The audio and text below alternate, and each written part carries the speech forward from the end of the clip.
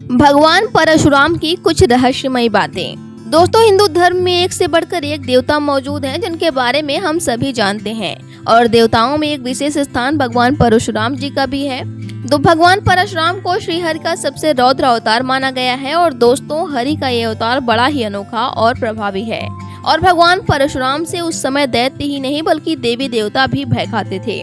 क्योंकि उन्होंने अनेकों बार क्षत्रिय वंश का समूल विनाश किया था। आज के इस वीडियो में हम आपको इसी के बारे में बताने वाले हैं, इसलिए वीडियो में अंत तक बने रहें हमारे साथ। शुरू करते हैं आज का यह वीडियो, लेकिन इससे पहले यदि अभी तक आपने हमारे चैनल हरिवाणी को सब्सक्राइब नहीं किया है तो कृपया हमारे चैनल को सब्सक्राइब कर लें और पास में बने बेल आइकन बटन को जरूर दबाएं ताकि हमारे चैनल की लेटेस्ट अपडेट आप तक सबसे पहले पहुंच जाए।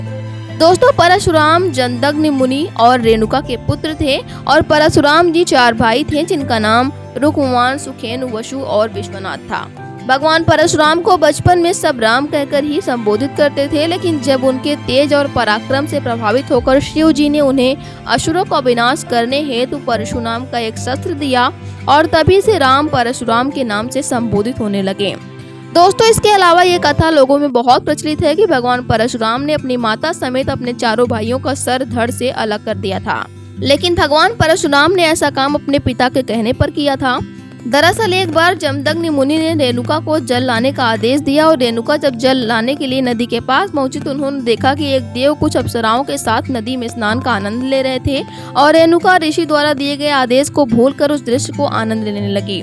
उधर जब ऋषि ने अपने दिव्य दृष्टि से यह सब देख लिया तब उन्हें बड़ा क्रोध आया और रेणुका के वापस लौटने पर उन्होंने कहा कि तुमने घोर पाप किया है। जिसके बाद जमदग्नि ऋषि ने अपने सभी पुत्रों को बारी बारी से आदेश दिया कि वे अपनी ही माता यानी रेणुका का गला काट दें, लेकिन मातृ प्रेम के कारण किसी ने इतना साहस न था वे अपनी ही माता का गला ना काट सकें। और जब भगवान परशुराम वहां पहुंचे तब जमदग्नि ऋषि ने उन्हें भी यही आदेश देते हुए कहा कि वे अपने माता और चारों भाइयों का गला काट दें और भगवान परशुराम ने अपने पिता का आदेश का पालन करते हुए अपनी माता समेत अपने चारों भाइयों का सर धड़ से अलग कर दिया। जिसके बाद जमदग्नि मुनि प्रसन्न होते हैं और अपने पुत्र परशुराम से वरदान मांगने हेतु कहते हैं। तत्पश्चात परशुराम कहते हैं कि उनके माता और भाइयों को पुनः सजीव कर दिया जाए और साथ ही उन्हें इस घटना के बारे में कुछ भी याद न रहे और जमदग्नि के आशीर्वाद से ऐसा ही होता है। बात करें परशुराम द्वारा क्षत्रिय वंश के विनाश की तो ऐसा कहा जाता है कि भगवान परशुराम ने 21 बार संपूर्ण क्षत्रिय वंश का विनाश किया था, लेकिन ऐसा नहीं हुआ था बल्कि भगवान परशुराम ने केवल है वंशी क्षत्रियों का ही विनाश किया था और अपने इस विनाश का कारण वे क्षत्रिय खुद थे। दरअसल एक बार की बात है जब वंशाधिपति कर्तिवीर अर्जुन जमदग्नि ऋषि के आश्रम पहुंचते हैं, जहां उन्होंने कामधेनु नामक गौ को देखा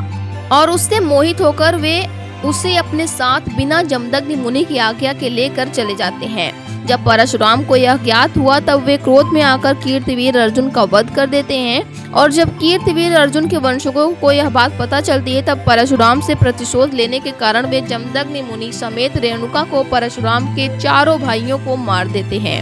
अब परशुराम क्रोधित हो उठते हैं और क्रोध में ही ये प्रण ले लेते हैं वे पृथ्वी से ही है वंश का समूल विनाश कर देंगे और इसी प्रण के कारण उन्होंने 21 बार है वंश के राजाओं का समूल विनाश कर दिया था, लेकिन हर बार वे केवल गर्भवती महिलाओं को छोड़ देते थे और यही कारण था कि उन्हें 21 बार है वंश का विनाश करना पड़ा और उन्होंने 5 सरोवर है वंश के वंशजों के रक्त से भर दिए थे। लेकिन ये सब देखकर परशुराम के महर्षि ने उन्हें ये और विनाश न कर सके इसलिए उनको रोका, लेकिन तब तक है वंश का पृथ्वी से समूल विनाश हो चुका था। दोस्तों, श्री गणेश को एक दत्त नाम भी परशुराम के कारण मिला। कथा यह है कि शिव जी के ध्यान के समय जब श्री गणेश उनके द्वारपाल का कार्य कर रहे थे तब परशुराम शिव जी से मिलने आए, लेकिन श्री गणेश ने उनका मार्ग रोकते हुए कहा, अभी मेरे पिता अर्थात शिव जी ध्यान में लगे हुए हैं तो आप उनसे इस समय नहीं मिल सकते हैं। और इस प्रकार दोनों के मध्य संवाद विवाद में बदल गया और क्रोध में आकर परशुराम ने गणेश जी का एक दांत अपने परशु से काट दिया और तभी से श्री गणेश एक दत्त के नाम से भी जाने लगे। तो दोस्तों, आज के इस वीडियो में बस इतना ही। उम्मीद करते हैं कि आज की हमारी यह वीडियो आपको पसंद आई होगी। वीडियो पसंद आया हो तो लाइक, शेयर और सब्सक्राइब जरूर करें और वीडियो में अंत तक बने रहने के लिए आप सभी का धन्यवाद।